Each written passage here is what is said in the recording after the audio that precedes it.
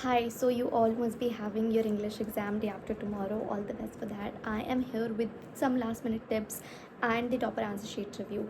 So, first of all, the first foremost thing, as I have said before as well, I am telling you this now as well.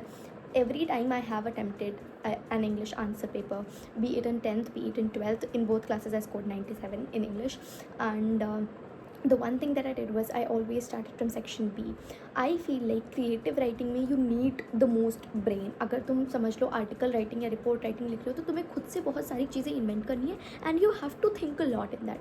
जब तक आप literature part पे आते हो ना, I feel like वही chapters आप इतनी बार प्री बोर्ड्स हाफ ईयरलीज में उसको अटेम्प्ट कर चुके होते हो that you are somewhat familiar with what you are going to write and you also have option in that. So मतलब होते तो उसमें भी है, बट जैसे आर्टिकल राइटिंग आपको आर्टिकल या रिपोर्ट में से एक करनी पड़ेगी, उसमें आपको दो ऑप्शन नहीं मिलेंगे. So that is what I am trying to say that मैं उस तरीके से अटेम्प्ट करती थी. बट अभी 2 दिन में आप अपना पूरा प्रोसेस मत चेंज कर लेना कि नॉर्मली आप A B C D जा रहे हो और आज मैंने बोला तो आपने B से स्टार्ट कर दिया. But I use to do also कि मैं A वाले सेक्शन के लिए बस पेजेस छोड़ देती थी. You can do that as well और you can just start with B. That depends on you. And even if you do not want to change your sequence, that is also fine. It's completely alright. All I'm trying to say is, okay, you get your question paper. So the first tip would be to start from question B. Okay, section B. My tip would be that. And the second tip would be that जैसे ही आपको reading time मिलता है 15 minutes का, first of all choose writing section में आप क्या करने वाले हो. सेकेंडली, एक बार आपने चूज़ कर लिया राइटिंग सेक्शन में क्या करने वाले हो, just jump on to the reading part of the comprehension. ठीक है, लिटरेचर पे भी जाओ ही मत. I would not recommend. आपके पास सिर्फ 15 मिनट्स रीडिंग टाइम होता है and utilize it as much as you can, because English का पेपर आई हैव सीन लोगों का छूटता भी है, कई बार लोगों का छूट जाता है. सो प्लीज़ प्लीज़ प्लीज़ आप लोगों को जितना भी रीडिंग टाइम मिल रहा है, जस्ट यूटिलाइज दैट वेल. उसमें आप जितना रीड कर पा रहे हो, उसमें जितना आंसर मार्क कर पा रहे हो, रीडिंग को फिर वहीं पर छोड़ देना. Then start with section B. Then these would be the major things. लिटरेचर में भी मेरी ये सजेशन है कि when you start the question, there is one sequence that I have always done because 10th में मेरी टीचर ने मुझे वो चीज़ बोली थी and I used to do that a lot.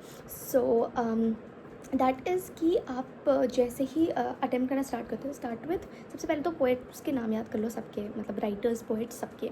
सो अगर आप किसी भी चीज़ को लिख रहे हो, in this poem the poet has very beautifully emphasized on okay, let's go to one question. We can understand by that as well.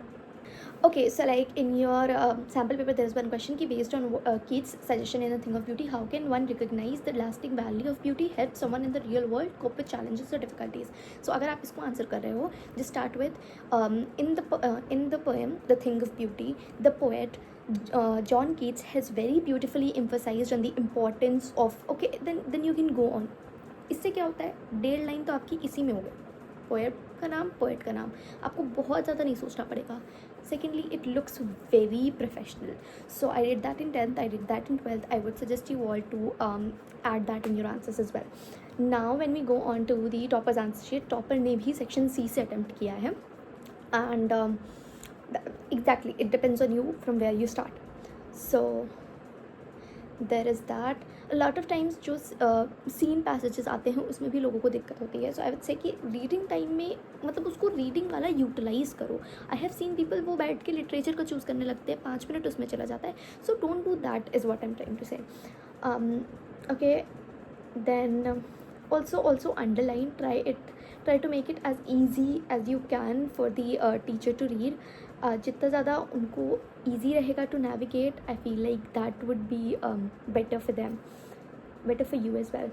So see, जो toppers answer sheet है उसमें भी they have very beautifully underlined everything. I will also share this website is very pretty. I want to show.